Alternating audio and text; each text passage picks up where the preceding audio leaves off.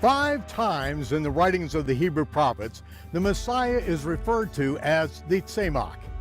The King James translators rendered the word Tzemach into English as branch, often in all capital letters.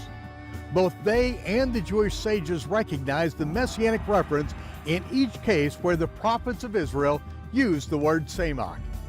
Each of the 5 usages of Tzemach describes a mission or prophetic role that the Messiah must fulfill.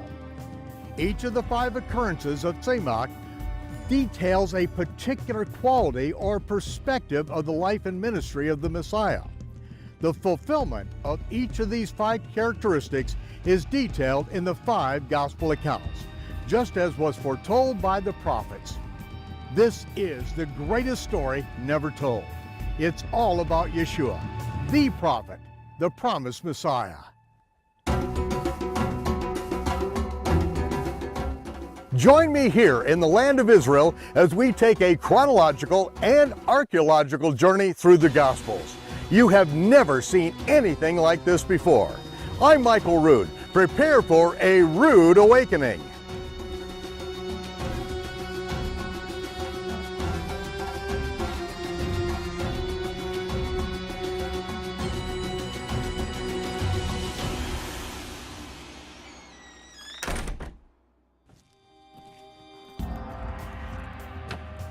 "20 years ago, the rabbis in Jerusalem presented a public challenge in which they offered a $10,000 reward for any Christian who could answer 10 questions concerning contradictions in the Christian Bible.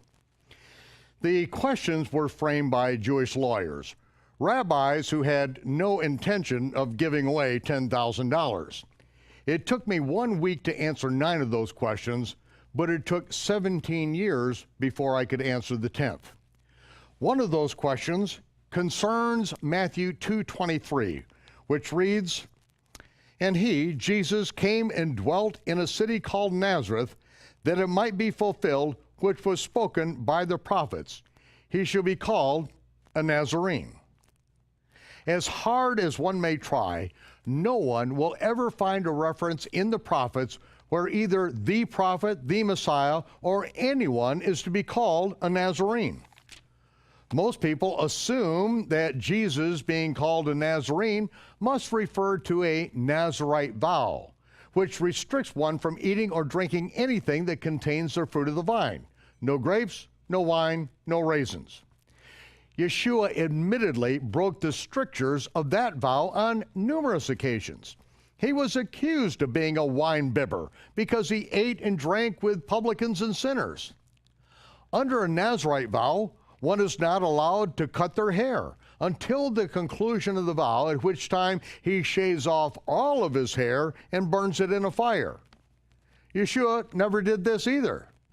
The fact is, nowhere in the writings of the prophets is it indicated that the Messiah would be obligated to a Nazarite vow.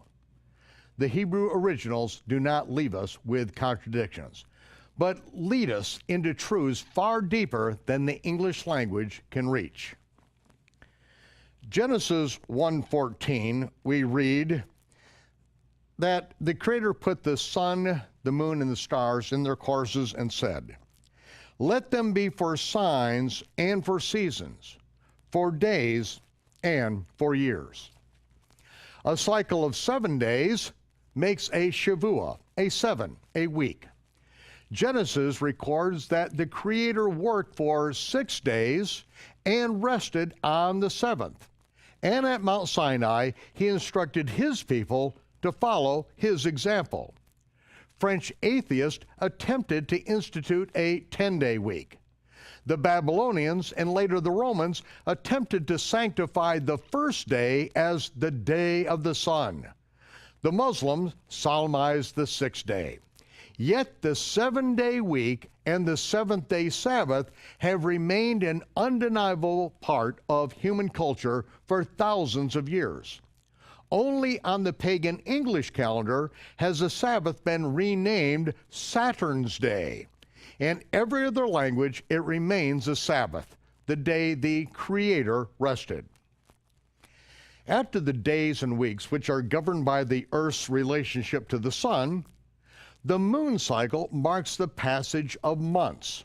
Moon and month are the same root in English, just as Chodesh is the same word for both new moon and month in Hebrew. Until the advent of the Babylonian sun calendar, months were numbered and based on the lunar cycle, which is roughly 29.530587 days. The month begins on the evening the new moon is sighted just after sunset. It is called the new, or more precisely, the renewed moon, as the light is renewed on the face of the moon after a period of darkness. From that new moon, it will be either 29 days or 30 days before the next new moon is sighted. If for any reason the moon is not sighted at the end of the 29th day, in the Hebrew culture it is declared to be a 30-day or a complete month. The modern term new moon is the astronomical moment of conjunction that cannot be observed, only calculated. This is the basis of the modern Jewish calendar since 359 of the Common Era. At the end of the 12th month of the Hebrew calendar, around early spring, we were instructed to inspect the barley in the land of Israel to determine if it had reached the stage of Aviv, an ancient Hebrew agricultural term that is consistently mistranslated in English Bibles. When barley reaches the stage of Aviv, it is harvestable by hand and sickle. When the barley is Aviv, the following new moon is called the moon or the month of the Aviv, the first month of the year, the month we celebrate Passover and the Feast of Matzah, or unleavened bread.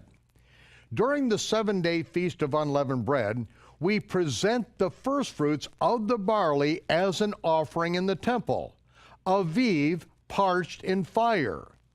Only after this offering is made may we eat of the new barley of the land, hence the month of the Aviv. The King James translators improperly capitalized the Hebrew adjective Aviv, removed the direct object the, and made it the name of a month, Abib. Yet they never capitalized the proper nouns, Sabbath, Passover, or any of the feast of the Lord. The accuracy with which God's laws maintain the celestial time clock has only been recently appreciated. In the decades that followed astronauts putting mirrors on the moon, both NASA and amateur astronomers have reflected laser beams off these mirrors to precisely calculate the lunation period. The lunar cycle, by which all of the feasts of the Lord have been kept since Mount Sinai, can now be reverse calculated with precision. The chronological gospels could not have been done without these reverse calculations. We can now accurately pinpoint every Sabbath and feast day in Yeshua's ministry. We know the day he healed the blind on the Sabbath that began Hanukkah. We know the day of his crucifixion and his resurrection 3 days and 3 nights later. We now know the signs in the heavens that the Chaldean astronomers recognized as the sign of the birth of the King of Israel.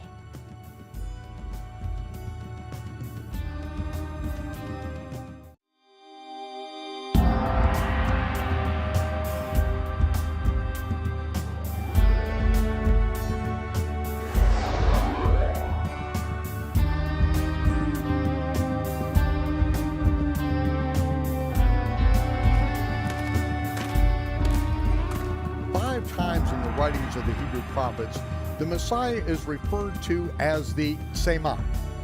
The King James translators rendered the word Semach into English as branch, most often in all capital letters. Both they and the Jewish sages recognized the Messianic reference in each case where the prophets of Israel used the word Semach. Each of the 5 usages of Semach describes a specific mission or prophetic role that the Messiah must fulfill. Each of the 5 occurrences of Tzemach details a particular quality or perspective of the life and ministry of the Messiah. The fulfillment of each of these 5 characteristics is detailed in the 5 gospel accounts, just as it was foretold by the prophets. That is why we have 5 gospels. Yes, 5 gospels. The first 4 gospels, Matthew, Mark, Luke, and John, detail the fulfillment of each of the facets of Messiah's ministry as the suffering servant, a scarlet thread that runs through the Torah, the prophets, and the writings. This is the prophetic shadow picture of Messiah that is embedded in the spring feast of the Lord, Passover, the Feast of Unleavened Bread, the Day of First Fruits, and the Feast of Shavuot, Pentecost. It was the prophet, King David, who wrote these prophetic shadow pictures into the temple liturgy as the Psalms, or prophetic songs. Peter, on the day of Pentecost, declared that David was a prophet who saw beforehand the coming of the Messiah. David choreographed the temple service to be a reflection, or as Paul put it, a shadow picture of good things to come, a rehearsal of that which the Messiah would literally fulfill as the Lamb of God who takes upon himself the sin of the world. The 5th gospel, the revelation of Yeshua Messiah, details the future fulfillment of the fall feast of the Lord, the Day of Trumpets, the Day of Atonement, the Feast of Tabernacles, and the last great day, which sets the stage for the Messiah to rule as the righteous judge and conquering king. Yes, the book of the Revelation is the 5th gospel. Good news for those who love the appearing of our Messiah, bad news for the tyrannical rulers of the world, as well as the pew warmers who live as though these scriptures are just a fairy tale. One of the most profound prophecies Yeshua fulfilled, indicating both his Davidic genealogy and his kingly role, is found in the Gospel of Matthew, chapter 2, verse 23. And he, Yeshua, came and dwelt in a city called Nazareth, that it might be fulfilled, which was spoken by the prophets. He shall be called a Nazarene. This verse is not a problem. It is the answer for Jew and Gentile alike. But we must dig past the English translation to find the $10,000 answer. Several prophets declared that the Messiah would be a tzemach, a branch, but Isaiah prophesied that the tzemach would be a particular type of branch. Isaiah 11:1. There shall come forth a rod, a hoter, a living shoot out of the stem, the gazah, the cut down tree stump of Jesse, who is the father of King David, and a branch, a netzer, a specific type of branch, shall grow out of Jesse's roots, out of his shorashim. Context continues in verse 10. And in that day there shall be a root, a shoresh out of Jesse, which shall stand as an ensign, a banner to the people. To the root shall the Gentiles seek, and the Netzer's rest, shall be glorious. Isaiah added prophetic detail to the picture of the Messiah as the tzemach, the branch. He prophesied that the tzemach would be a very particular type of branch, a netzer. The science of horticulture distinguishes many types of branches or offshoots from a tree, which are designated by various Latin and English terms. The same is true in the Hebrew language. The word netzer indicates a shoot from an olive tree that grows out of the original root system, but springs up at a later time and somewhat distant from the original trunk. The tree may have already been cut down because of its inability to bear fruit. The branch that shoots forth out of the root of that stump of the family tree of Jesse, King David's father, will spring forth as a netzer. A netzer has absolutely nothing to do with a Nazirite vow. The Hebrew words nazir and netzer are unrelated. They just appear similar in English. The prophets tell us that the Messiah, the son of David, will be a tzemach, a branch out of the trunk of David. But Isaiah tells us that the Tzemach, the Messianic branch, will be a Netzer. The village of Netzer in northern Israel, known in English as Nazareth, takes its name from the root word Netzer. Descendants of King David originally established this village. Miriam, Mary, the daughter of Yosef ben Yaakov, of the bloodline of King David through his son Solomon, and Miriam's husband, Yosef ben Eli, of the bloodline of King David through another son, Nathan, both grew up in Netzer among near and distant relatives and a few Levites. The inhabitants of Netzer most likely settled in this area during the Greek occupation of Israel, when many Judeans fled into the Galilee region to escape persecution during the bloody reign of Antiochus Epiphanes. The residents of Netzer knew their family history and named their village in recognition of the fact that there were a shoot out of the root of the tree of Jesse, springing up at a distant place and at a later time. A village of Netzerim, the Hebrew plural of Netzer. Now it makes perfect sense for these Netzerim to travel back to their ancestral home of Bethlehem, to legally register their support for naming Octavius Augustus the father of the Roman Empire in the 25th year of his reign as Caesar, the very year of Yeshua's birth. Not one gospel writer tells the complete story of the life and ministry of the Messiah. None of them were attempting to tell the entire story. John admits that if the whole of the story were ever written, the world could not contain the scroll. But these things are written that we might assuredly know that Yeshua of Netzer is the prophet of whom Moses spoke, and the Messiah of whom the prophets prophesied. It is only by putting the prophets and the gospels together that we see Yeshua as the Tzemach, the Netzer, the Messiah, the King, the servant, the Son of Man, the only begotten Son of God, and the Almighty Judge.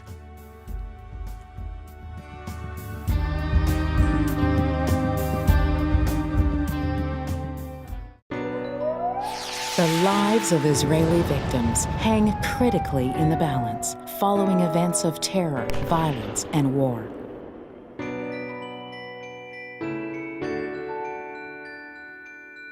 But there's another painful problem: men, women, and children living in poverty. And you can be there for them. Visit us online at thelydiaproject.com. You'll find personal stories from the people who need you and the information you need to make a difference in their lives. When you give to the Lydia Project, you enable us to send help. Emotional and spiritual encouragement are especially needed during these critical days of recovery. Your support enables our ground team in the land of Israel to function as Yehovah intended, providing for the wounded soldiers, widows, orphans, and the poor. Help Israel. Give to the Lydia Project.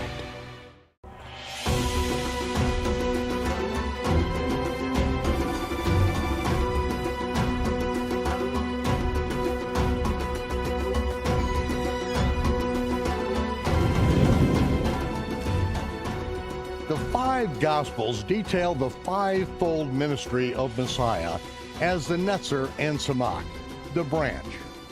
The Gospel of Matthew introduces the Messiah as the King from heaven as he lays down the rules of the kingdom over which he will reign forever. Matthew begins his record by establishing Yeshua's lineage from King David through his only earthly parent, Miriam, the daughter of Yosef ben Yaakov, direct descendants of King David through Solomon. The record of the Babylonian astronomers delivering a royal treasure to the home of the young king sets the stage. Jeremiah prophesied that the Messiah, the Tzemach, would be a king out of the lineage of David. I will raise unto David a righteous Tzemach, a righteous branch. A king shall reign and prosper, and he shall execute judgment and justice in the earth. The Gospel of Mark introduces the Messiah as a servant. No lineage, no fanfare. He is just doing the mission that he was sent to accomplish. Immediately, straightway, forthwith. These are the words Mark chooses to typify Yeshua's actions. He has exactly 70 weeks, 490 days to complete his mission. Zechariah prophesied that the Messiah, the Tzemach, would be the servant of the Most High. Behold, I will bring forth my servant, Tzemach, the branch. The Gospel of Luke introduces the Messiah as our example, the Son of Man, who demonstrates how to live the rules of the kingdom. Follow me, do what I do, teach what I teach. Luke's record begins by establishing that both Zechariah and Elisheva were blameless before the Almighty in their compliance with all the commandments in the Torah, including the additional statutes applicable only to the Aaronic priesthood. Yeshua's supposed lineage through Miriam's husband, his stepfather, Yosef ben Eli, a direct descendant of King David through Nathan, denotes the shadow of illegitimacy under which the Messiah lived. It was supposed that he was the child of Yosef, conceived out of wedlock. Zechariah prophesied that the Messiah, the Tzemach, would be not only a man, he would be the man. Behold, the man whose name is Tzemach, the branch. He shall grow up out of his place, and he shall build the temple of the Lord. The Gospel of John introduces the Messiah as the incarnation of the eternal Word, which became flesh and tabernacled among us, as the prophet of whom Moses prophesied. John introduces Yeshua with the testimony of Yohanan ben Zechariah, who declared to an entourage of Levites and Kohanim that he immersed Yeshua and saw the divine sign that had been revealed to him by the Spirit. The following day, when he saw Yeshua returning from the wilderness, Yohanan did not herald him as the Son of God, as the voice from heaven proclaimed, but he announced him as the Lamb of God, the sacrifice without blemish, who would atone for the sins of the world. Isaiah prophesied that the Messiah, the Tzemach, would be the one who would purge the blood and wash away the filth of his people by the blood of the innocent lamb, the sinless Son of the Most High. In that day, Tzemach, the branch of the Lord, will be beautiful and glorious. The Lord shall wash away the filth of the daughters of Zion and shall purge the blood from the midst of Jerusalem. The Acts of the Apostles record the fulfillment of the 70-week ministry of Messiah as Yeshua baptizes his followers with the Holy Spirit at the Feast of Shavuot, in Greek, Pentecosta. In the Acts, Luke shows us the struggles that take place as the followers of Yeshua learn to walk by the Spirit, the hard way. We see demonic possession, disobedience, deception, and death. But we also witness miracles, deliverance, and victory. This is what life looks like with the Spirit of the resurrected Messiah dwelling in believers. Luke's work is finished, but the book of Acts is still being written today by heavenly scribes. The Gospel of the Revelation, the fifth gospel, is written in precise chronological sequence, with several parenthetical sections illustrating cause and effect. The Revelation chronology begins with 7 letters to the 7 assemblies in Asia Minor. John then details the events that transpire as Yeshua strips 7 seals from the scroll, and specific events play out across the stage of planet Earth. When the 7th seal is stripped, 7 angels blowing 7 trumpets are introduced. 6 angels blow their trumpets, and then 7 thunders follow. When the 7 thunders are accomplished, the 7th and last trumpet finally sounds on the Feast of Trumpets, or Yom Teruah. And the saints are miraculously saved from the wrath to come and are gathered to the sea of fire and glass. 7 angels then pour out the contents of 7 bowls full of the smoking wrath of the Almighty onto the earth. When the wrath is concluded on Yom Kippur, the bride dresses for the marriage supper of the Lamb and the 7-day wedding feast, Sukkot. At the conclusion, Yeshua returns to earth on Hoshana Rabbah, the last great day, to rule with the Torah and a rod of iron. Jeremiah prophesied that the Messiah, the Tzemach, would be the judge out of the lineage of David and would execute judgment in pure righteousness throughout the earth. I will cause Tzemach, the branch of righteousness, to shoot forth from David, and he shall execute judgment and righteousness in all the earth. The gospel record closes with the revelation of Yeshua Messiah, which reveals how the Messiah will fulfill the fall feast of the Lord. At the end of this journey through the chronological gospels, we will understand why we were commanded to keep the feast of the Lord forever. They are the prophetic shadow pictures of good things to come. Come, enjoy the feast.